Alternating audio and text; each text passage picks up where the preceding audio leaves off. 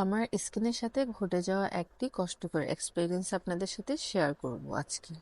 যেহেতু বাংলাদেশে এখন অনেক গরম, হয়তোবা আমার মতো এমন অনেক সমস্যায় ভুগছেন অনেকে। আমার স্কিনের এই সমস্যাটা আমি যখন অফিসের একটা কাজে বাইরে যাই, তখন পাবলিক বাসের জন্য আমার বাস স্ট্যান্ডে প্রায় 20 মিনিটের জন্য অপেক্ষা করা লাগে। তখন আমার বডি অনেক বেশি হিট অ্যাবজর্ব করাতে এমনটা হয়।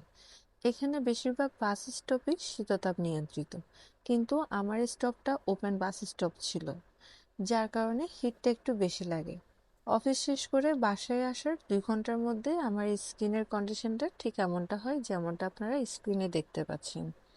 পরদিন অফিসে যখন আমার এক কলিগ আমার স্কিন দেখে, তখন আমাকে দই খাওয়ার জন্য এবং দই মুখে লাগানোর জন্য সাজেশন দেয়। আর ওই দিন ও আমাকে বলল যে অনেক সময় এখানে অনেক বেশি হিট থাকাতে অনেকের বডি হিটটা অ্যাবজর্ব করতে পারে না, যার কারণে রিয়াকশনটা স্কিনের মধ্যে হয়, অনেকের পেট খারাপ হয়, অনেকের ডিহাইড্রেশন ফিল হয়। আমার ক্ষেত্রে আমার স্কিনটা অনেক বাজেভাবে রিয়েক্ট করেছে।